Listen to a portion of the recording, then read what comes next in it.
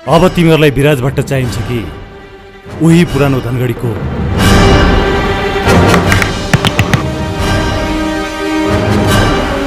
भोजराज भट्ट चाहिन्छ? अरे बच्चा जन्माउने चाहे नेप्टी चेप्टी चाहे गोरे काले अरु के बिहे पछाडि 17-18 बच्चा चाहिन्छ। घर पुरै भरिएको हुनुपर्छ। 17-18 यानी कि 1.5 दर्जन। कालो बादल र अन्धकारलाई चिर्दै निस्किने घाम हुँ म। दुष्टहरूको संहार गर्दै न्यायको बिगुल फुक्ने परशुराम हुँ म। जुन समाजमा नारीको अपमान हुन्छ त्यो समाज नर्क समान हुन्छ र त्यस्तो नर्क समान समाजको विनाश हुन जरुरी छ।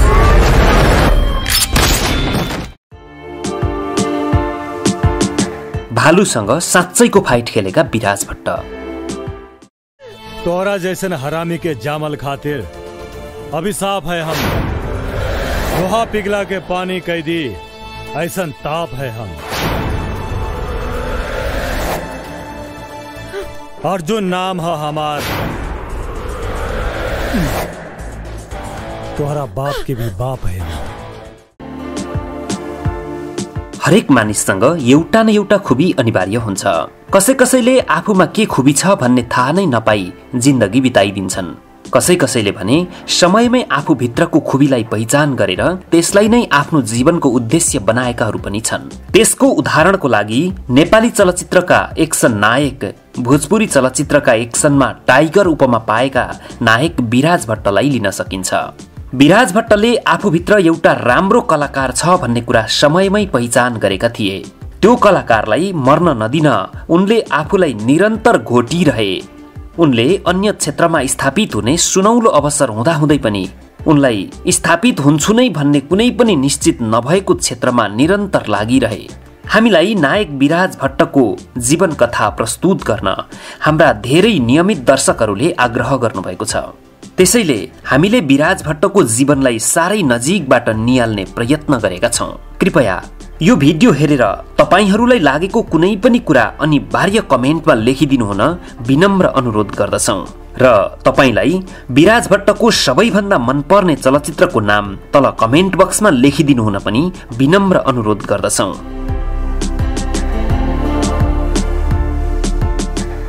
विराज भट्टको जन्म विक्रम सम्वत 2028 सालमा भएको हो। उनी धनगढीमा जन्मिएका हुन्। उनी जन्मिँदा उनको परिवार निकै ठूलो थियो।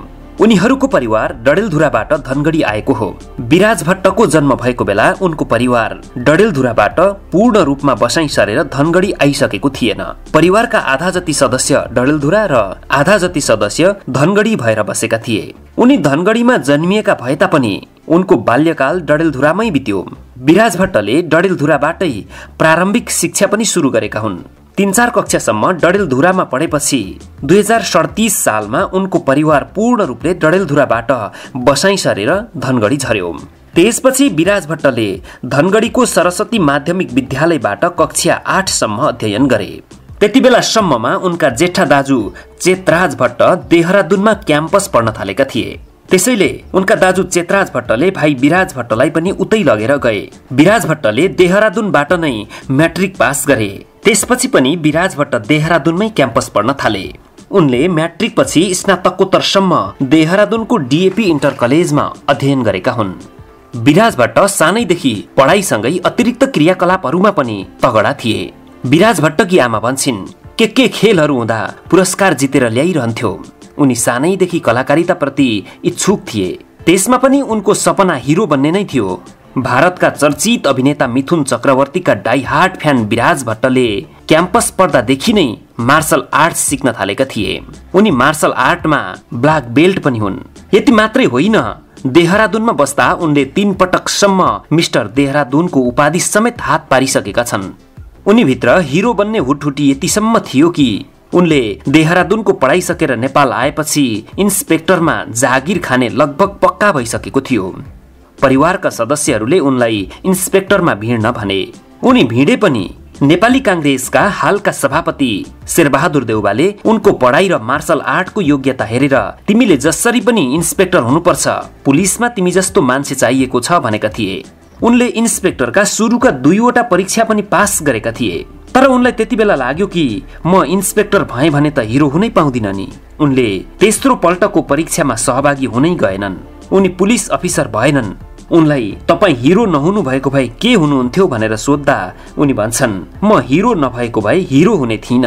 यसको अर्थ उनले चलचित्र बाहेक अर्को विकल्प नै सोचेका थिएनन्।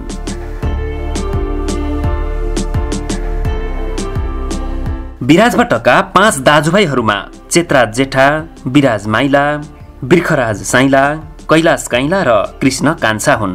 यी 5 भाइहरूमध्ये जेठो राजनीति गर्छन्। साइलो भाइ त्यहाँका ठूला व्यापारी हुन्। काइलो भाइ कैलाश अब यो संसारमा छैनन्। कान्छो भाइ कृष्ण व्यापारी पनि हुन् र कलाकार पनि हुन्। उनले सलाम छ मायालाई चलचित्रमा अभिनय गरिसकेका छन् भने अहिले पछिल्लो समयमा मजबुरी चलचित्रमा विराज भट्टसँगै काम गर्दैछन्। विराज भट्टको खास नाम भोजराज भट्ट हो। चलचित्रमा आउँदा उनले भोजराजबाट अंग्रेजी अक्षरको अगाडिको बी मात्र ल्याएर राजमा जोडेर विराज बनाएका हुन्।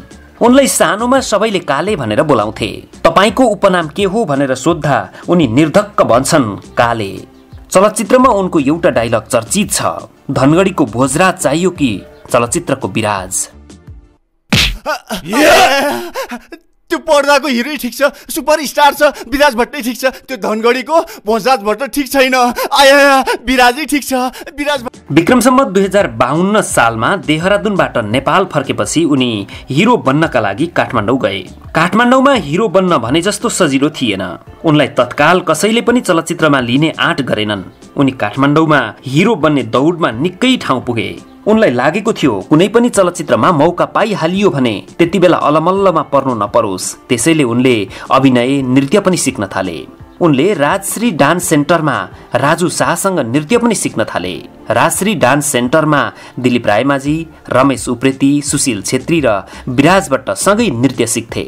समयको कुरा हो, दिलीप रायमाझी र रमेश उप्रेतीले केही वर्ष पहिलादेखि नै मौका पाए। सुशील छेत्री र विराज भट्टले केही वर्षपछि।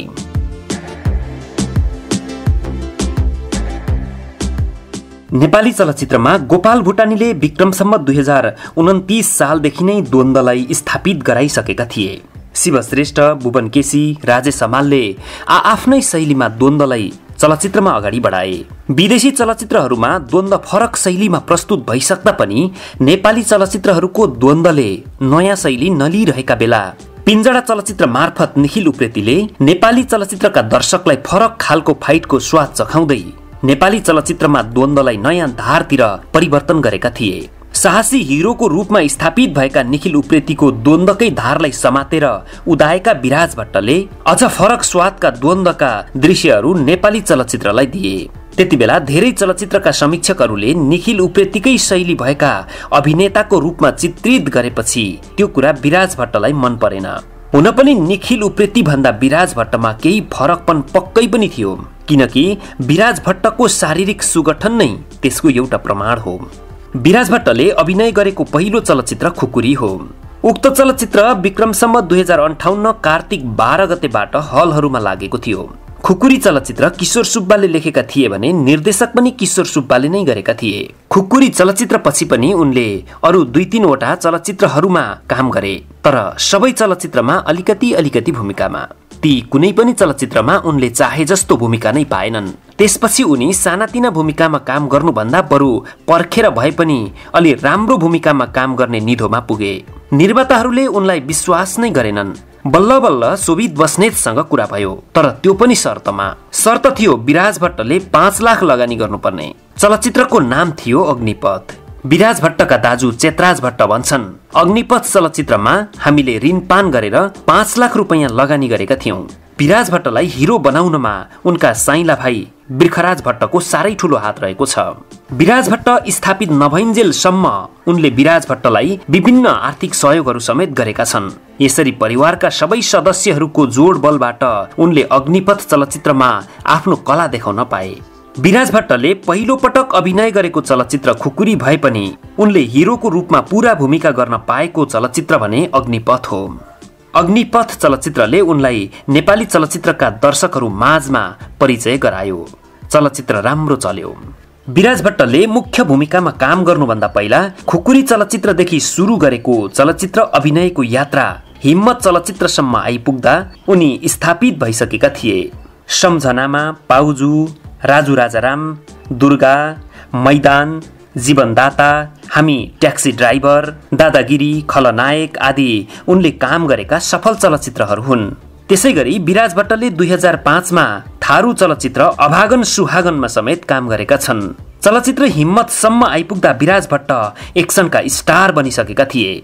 उनले 2065 सालमा चलचित्र खलनायकबाट बेस्ट एक्टर अवार्ड समेत हात पारिसकेका छन्।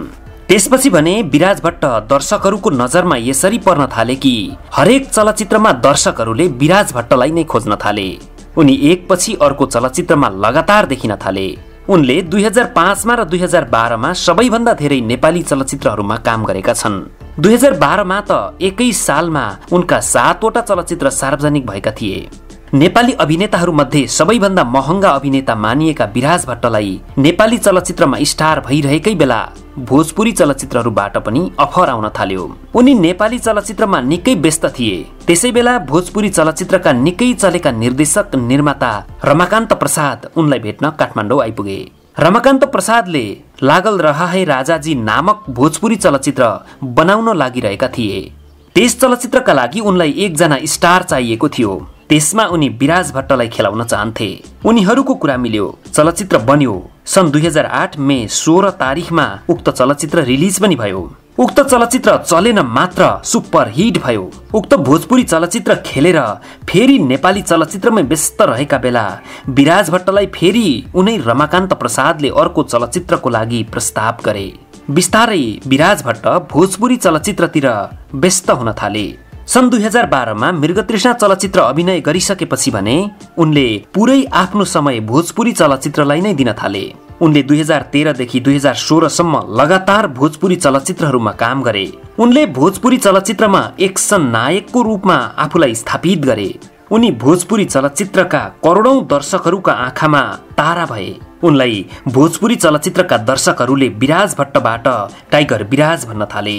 विराज भट्ट भोजपुरी चलचित्रमा व्यस्त भएपछि उनका नेपाली दर्शकहरू निकै दुखी भए।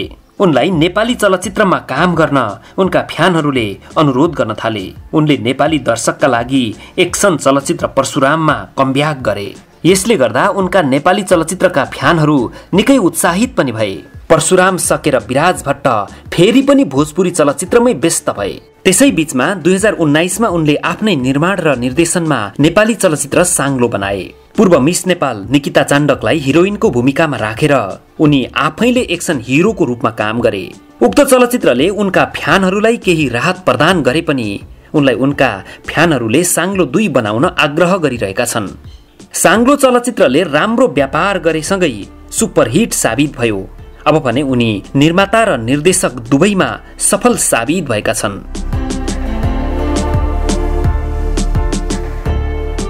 पाँच फिट 10 इन्च उचाइ भएका विराज भट्टका परिवारहरू धनगढीमै छन्। दाजुभाइ धनगढीमै बस्छन्।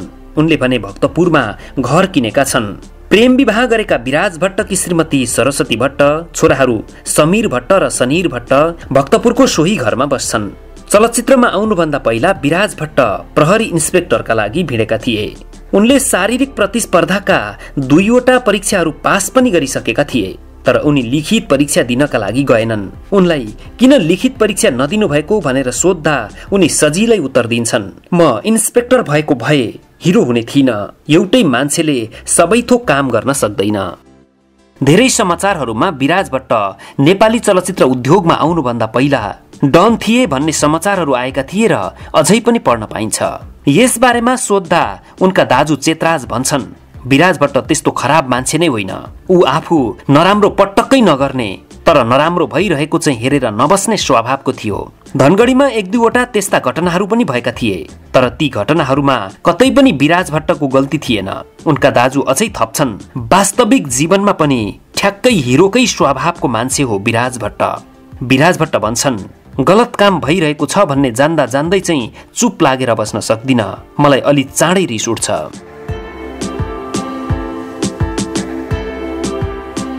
75 वटा भन्दा धेरै नेपाली चलचित्र र 1.5 दर्जन जति भोजपुरी चलचित्रमा अभिनय गरिसकेका विराज भट्टसँग थुप्रै तिता मिठा अनुभवहरू पनि छन्। नेपाली चलचित्र अर्जुन देवको सुटिङको बेला एक्सनको दृश्य दिँदै गर्दा झण्डै बेहोस भएका थिए। त्यस्तै भोजपुरी चलचित्र बारुदमा पनि द्वन्द्वको दृश्य छायाङ्कन गर्दै गर्दा झण्डै बेहोस अवस्थामा पुगेका थिए। चलचित्र दादागिरीमा भालुसँग लाप्पा खेलेको क्षण त झन् उनलाई सम्झनामा आइरहन्छ। भालुसँग लाप्पा खेल्दाको अनुभव पनि फरक खालको छ। उक्त चलचित्रका निर्माता हुन् रोज राणा र द्वन्द्व निर्देशक हुन् राजेन्द्र खड्गी। चलचित्रको सुटिङ लगभग सकिएको थियो। एकजना मदारीले भालु नचाउँदै गरेको निर्माता रोज राणाले कतै देखेछन्। त्यो भालुसँगको फाइटको दृश्य चलचित्रमा राख्न पाए चलचित्र चलाउन सहयोगी हुन्छ भन्ने विचार आयो। उनले द्वन्द्व निर्देशक राजेन्द्र खड्गी र अभिनेता विराज भट्टसँग सल्लाह गरे। सुरुमा भालुको धनीले भालु तालिम प्राप्त छ, जे भन्यो त्यही गर्छ भनेका थिए। विराज भट्टले हुन्छ भनिदिए। पछि सेट तयारी गरेर छायाङ्कन गर्दा पो थाहा भयो के को तालिम प्राप्त हुनु भालु त महामूर्ख पो रहेछ, चलाउन खोज्यो कि झम्टिहाल्ने। त्यसपछि के गर्ने भन्ने कुरा आयो। द्वन्द्व निर्देशक राजेन्द्र खड्गी पनि डराए। त्यसबेलासम्ममा त्यति दृश्य खिच्नको लागि भनेर सेट तयारी गर्दा निकै लगानी भइसकेको थियो। उनले निर्मातालाई हेरे, निर्माताको आँखामा गरिदिए हुन्थ्यो भन्ने भाव पाए। अन्तत उनले भालुसँग लाप्पा खेल्ने निधो गरे। भालुसँग लाप्पा पनि खेलियो। कसो भालुको नङ्ग्राले विराज भट्टको ढाडतिरको कपडा चाहिँ च्यात्न भ्यायो। उनले आफ्नो अनुहार चाहिँ जोगाए। उनी भन्छन्, त्यति लामो नङ्ग्राले अनुहारमा भेटेको भए म त्यसपछिका चलचित्रमा काम गर्न लायक रहने नै थिइन। लगभग त्यो एउटा मूर्ख्याइ पनि थियो।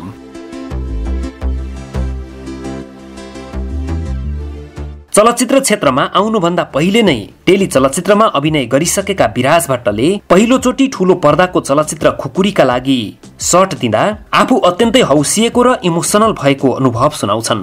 पहिलो पटक खुकुरी चलचित्रमा काम गर्दा जम्मा 11,000 पारिश्रमिकमा काम गर्ने सहमति भएको थियो। तर उनीसँग भने 500 हजार रुपैयाँ मात्रै पैसा पाएको अनुभव छ।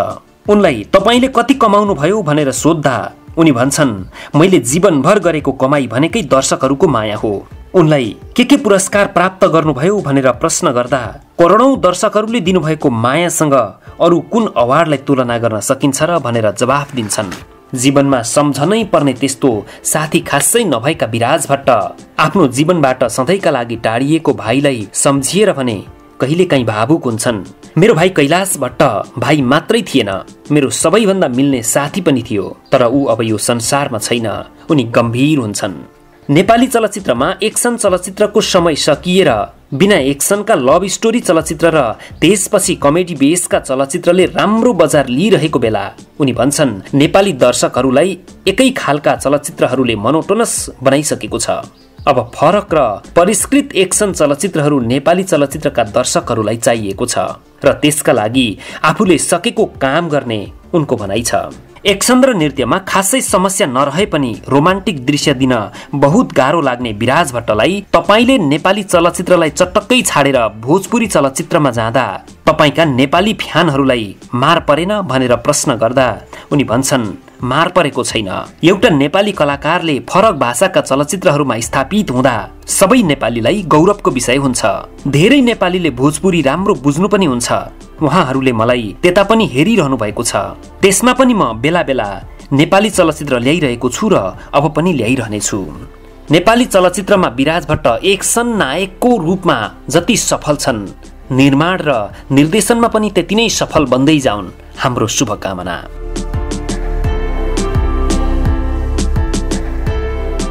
दर्शकवृन्द, हामीले आजको यस सामग्रीमा विराज भट्टको जीवनको नालीबेली वृत्तान्त यहाँ व्याख्या गर्यौं, प्रस्तुत गर्यौं।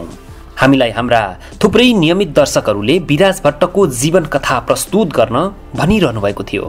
त्यसैले हामीले विराज भट्टको जीवनलाई नजिकबाट बुझ्ने प्रयास गर्यौं र तपाईहरूलाई विराज भट्टको जीवन कथा प्रस्तुत गरेर सुनायौं। यो भिडियो हेरिसकेपछि तपाईहरूलाई कस्तो लाग्यो? तपाईहरूलाई विराज भट्टको सबैभन्दा मनपर्ने चलचित्र कुन हो? तल कमेन्ट बक्समा अनिवार्य लेखिदिनु हुन विनम्र अनुरोध गर्दछौं। यदि तपाईहरू विराज भट्टका फ्यान हुनुहुन्छ भने पक्कै पनि यो भिडियोलाई अनिवार्य शेयर गर्नु नै हुनेछ। हामीले त्यो अपेक्षा राखेका छौं र तपाईहरूले यो भिडियोलाई लाइक र कमेन्ट पनि पर्याप्त मात्रामा दिनुहुनेछ भन्ने पनि आशा राखेका छौं। यो भिडियोलाई अन्तिमसम्म हेरिदिनु भएकोमा तपाईहरूलाई धेरै धेरै धन्यवाद। हवस् त, नमस्कार।